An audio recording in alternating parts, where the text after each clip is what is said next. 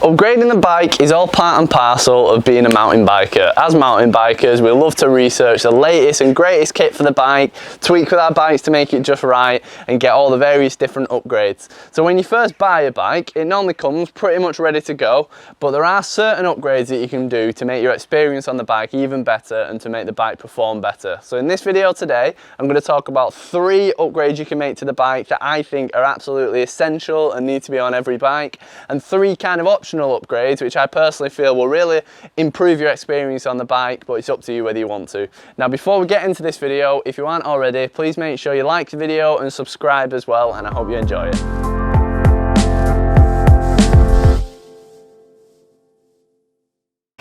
Upgrade 1 that in my opinion every single mountain bike has to have on it is the trusty dropper post. So your dropper post transforms the way your bike rides. If you get a bike and it comes without one, maybe you've just bought an entry-level mountain bike for example, the one upgrade I would guarantee you have to do in my opinion is a dropper post. And the reason for that is it just allows you to get it out of the way whenever you're dropping into descents. I use mine hundreds of times a ride, like it's just become as instinctive as using the gears for me personally. I'll riding along, I'll see a little bit, you know, obviously for the descents, I drop it right out the way because when you're descending, you get it right out the way, you can move around on the bike better.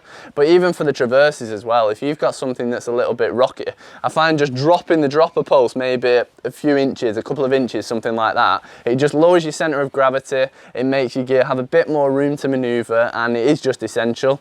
On climbs, if you're having to get over, up and over something like a rocky lip for example, dropping that post out of the way can really help you climb. So the first thing that in my opinion you have to get on your mountain bike if you've got any interest in riding it well and performing well and being able to move as well as you need to be able to do on the bike is to buy yourself a dropper post. The second essential upgrade for your bike, and this is completely personal for you, is to find some contact points to the bike that you really like. Now by contact points, I mean the grips and the pedal shoe combo that you've got. So first of all, going into the grips, you need to experiment a little bit with grips that you like. Now anybody that's tried my grips hates them, doesn't know how I ride on them, but for me they feel so comfortable and perfect, and I've ridden them for the past several years. So my grips, I like ones that have got a little bit of sponge to them, a little bit of cushion. I find it just takes the vibrations out of the bars and helps sort of dissipate a bit of that energy. And for me, when I grip it just feels nice. Now mine are only kind of, I'll show you them on a close-up, but mine are only thick in certain bits of it. Now for me, it feels totally fine, but I've had other people get on and they really don't like the inconsistency of the grips. So what I would say is don't stick with the grips that come with your bike and don't just choose them based on funky colours. I've definitely done that in the past. I think it was this bike actually when I got it, or maybe my last Yeti when I sort of built it up myself. I got some super nice orange grips, but they were really thin and I just absolutely hated them. I found they absolutely wrecked my hands and I soon went back to my tried and trusted grips. So experiment with some grips, like 20 quid. You can go in a shop and just have a squeeze of some and see which ones you like, because it really makes a huge difference. And what you can also do, if you go away on a riding holiday, you can take your grips, you can take your pedals and you can put them onto a higher bike if you're going getting one, and it just makes that bike feel much more like your bike. So the first thing I would do is find some grips that you really like. The second thing is to find a pedal shoe combo that you like. So I ride clipless, so for me I'm a big fan of the Shimano shoes. I think these are ME9s, ME7 enduro shoes, nice and muddy, well used. I love these. The first lot I had lasted me I think a couple of years, something like that, and then the sole started to fall apart, but 2 years for a pair of riding shoes I thought was alright. They do get battered, and these are I think the latest Shimano shoes. I'm not sponsored by Shimano, I buy these myself, I just really like them.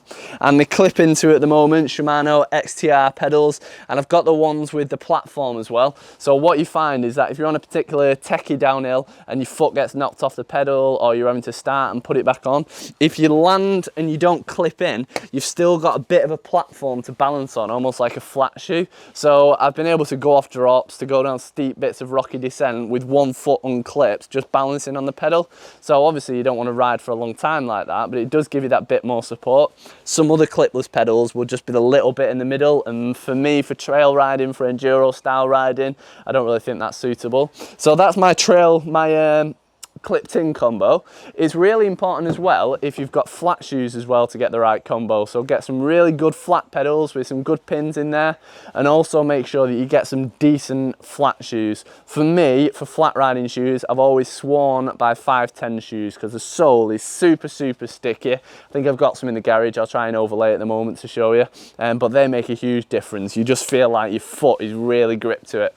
Ozzy, my best mate who I ride with as well, for about 12 months he was riding in skate shoes, and I kept saying buy some 510s, buy some 510s, buy some 510s, like 100 quid or whatever they are, and he didn't for ages, and then he finally did it and couldn't believe the difference. He said he just felt like his shoes were just stuck to the pedals. So essential upgrade number 2 is upgrade your contact points. Find some grips that you like and find a pedal shoe combo that you like. It will make a massive difference. Upgrade number 3, which is absolutely essential, is to make sure you get some good tyres on the bike. Your tyres, again, are that contact patch, but not with your body, it's with the bike and the floor. And the amount of grip that you get in differing conditions varies hugely based on the tyres you used to have.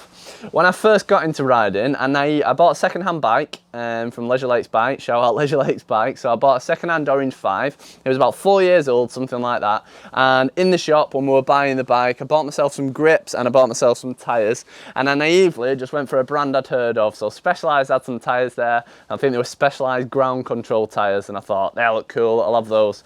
So I had those, rode the bike through the summer, and they felt amazing, really grippy in sort of dusty conditions, in dry and dusty conditions, in that kind of sort of a weather.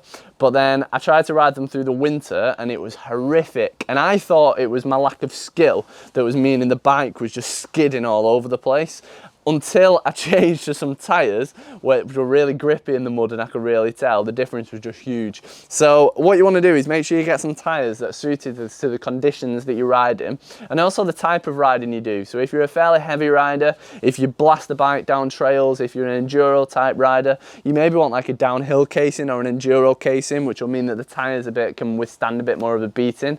They're heavier, but you're much less likely to get flats. If you're doing light cross-country riding and you're a really smooth rider, you might want an XC style tyre, and the tread of the tyre will make a big difference as well. So you can go on the one side, you can have like a snow spike or a mud spike, and on the other end of it you can have a completely slick tyre if you want, if you're just doing like gravel type riding, and you've got everything in between. So I'll do a bit of research into the type of riding that you do, the type of terrain that you're going to be riding, and try and get a good tyre to suit the conditions. For me, I've done Maxxis, the Minions are a really good tyre. I'm currently on Michelin Wild Enduros front and back, and I personally find it better. I used to have a Minion up front and can't remember what I had on the back. I've got a high roller on the rear when I was Maxxis. The high roller I thought was great. The Minion was really good, but when you're sort of half committing to roll the bike over, there aren't any knobs in this mid position. So what you find is that you've got a bit of a bit with less grip. Whereas on these, you can roll the bike over and you'll see they've got tread all the way over. So no matter what angle you've got the bike length at, they grip amazingly in the mud. And I just think they're brilliant tyres. So for me, Michelin Wild Enduros are my tyre of choice. They're what I use all the time at the moment. No matter what tyre you choose, make sure that you do upgrade your tyres though, unless it comes with already really good tyres, because it will give you so much more confidence in the conditions that you ride. So do a bit of research, buy the best tyres you can get. I think they're 50 quid front and back, so 100 quid to upgrade your tyres, but that is totally worth it. So that right there was 3 what I think are absolutely essential upgrades you have to make to your bike.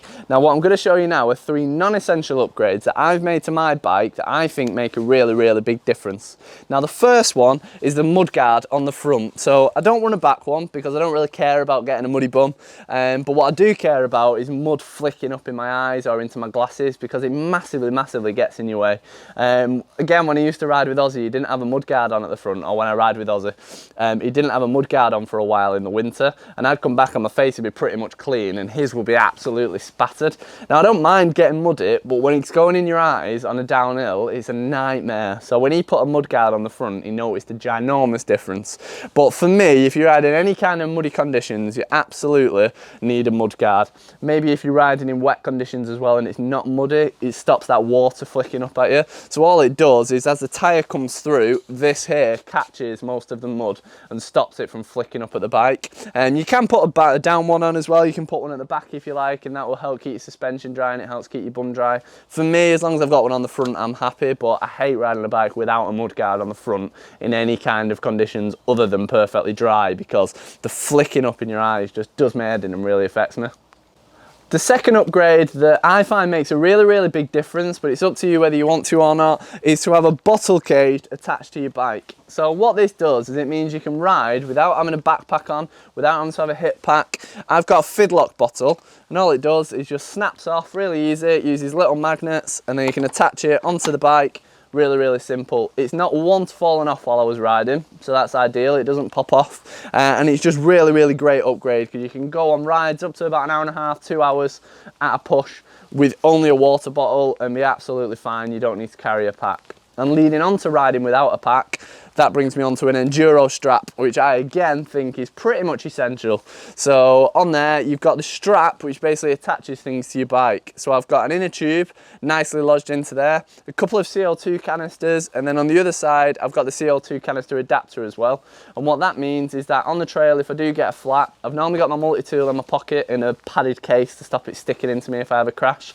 Multi-tool in my pocket, you can jump off, and that's got tyre levers in there, and I've got everything in the bike, everything there on the bike ready to fix a flat if I need it. So you can go out for a ride, you've got your water, you've got your your inner tube in your canister, you've got that multi-tool in your pocket, and you've got everything you need on those short rides without having to carry everything yourself. So those are the 3 non-essential upgrades, which to me I find just really drastically improve your experience on the bike and how you find riding, so they're well worth it.